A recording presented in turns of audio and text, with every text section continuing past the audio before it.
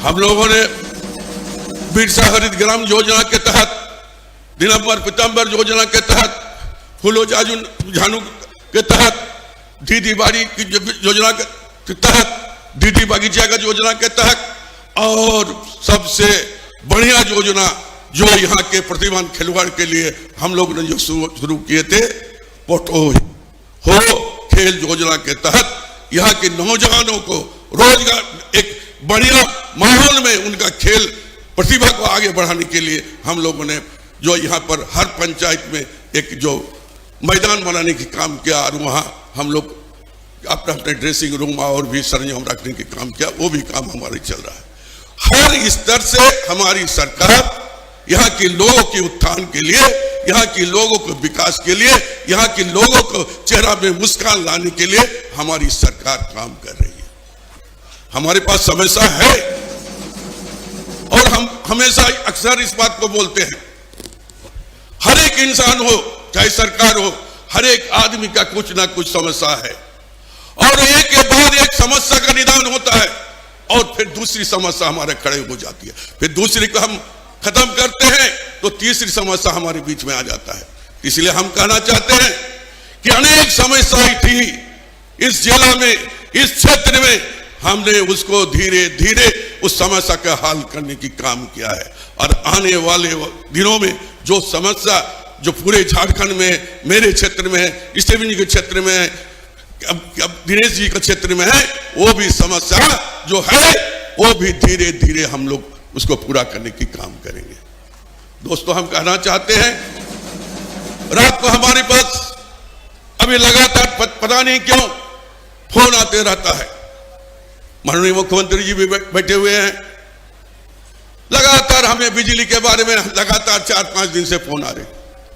हमने उस दिशा में भी काम किया है, सरकार ने एक दिशा में काम किया, नए नए जो सब स्टेशन बनाने की काम किया है हम लोग। हमारे पास इंफ्रास्ट्रक्चर कमी होने के कारण आज वो तक दिक्कतें हो रही है। हम हमेशा बोलते हैं कि हमारी सोच, हमारी चिंताएं हैं, और आपकी जो ताकत आपने दिया है उस ताकत के मुताबिक सरकार काम कर रहे हैं, हम लोग काम कर रहे हैं, उसका भी हम लोग निदान करेंगे। कुछ आप लोग दिन थोड़ा रहिए, चुपचाप रहिए, हम उसको निस्तार करने की काम करेंगे। उसी तरह आज हमारे यहाँ विकराल समस्या बना हुआ है। आज हमारे यहाँ लोग पलायन हो रहा है, नित्य रोज हमें सूचना मिलती रहती है कि पाकुड़ जिला से लोगों का पलायन हो रहा है। हम तो योजना बना रहे हैं मनरेगा के तहत।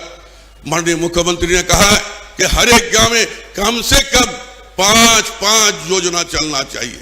भारत सरकार उसमें कहते हैं कि एक पंचायत सिर्फ 20 योजना चलेगा, लेकिन माननीय मुख्यमंत्री जी ने हमें बताया, हम लोग को बताया, विभाग को बताया कि एक गांव में 5 योजना चलाया जाए। हम तो कोशिश कर रहे हैं, जो व्यवस्था है और व्यवस्था में जो बना हुआ था उसको व्यवस्थित करने के हम काम कर रहे हैं।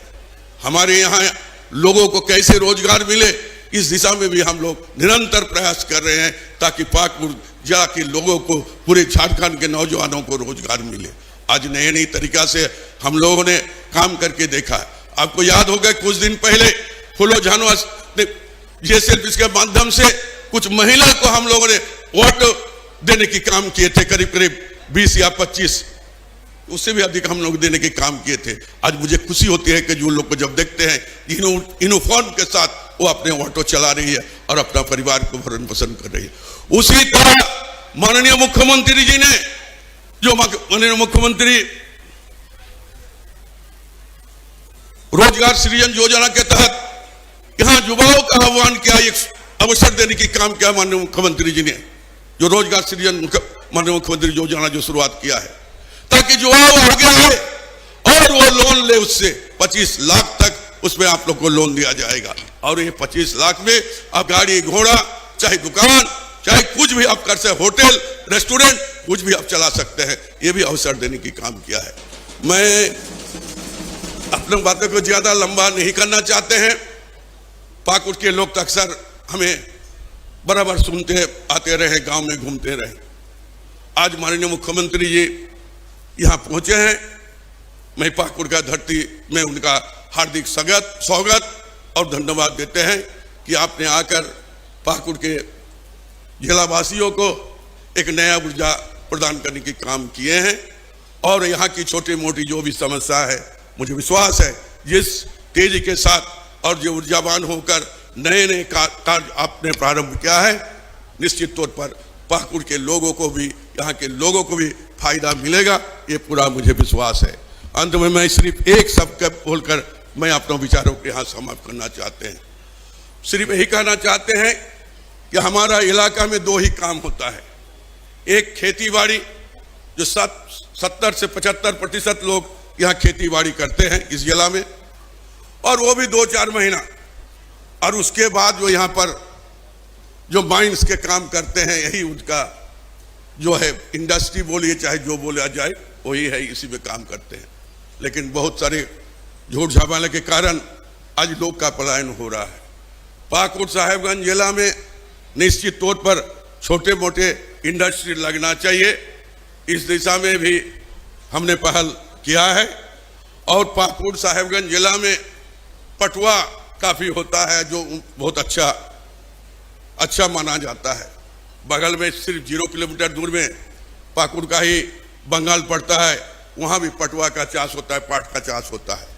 हमारे यहाँ सैकड़ों नहीं लाखों लाख जो बैग हम लोग को लगता है, क्यों नहीं हम एक इंडस्ट्री के रूप में इसको प्रतिष्ठित करके पाकुड़ और साहेबगंज जिला में एक नया सौगात माननीय मुख्यमंत्री जी देंगे, ये मुझे विश्वास है।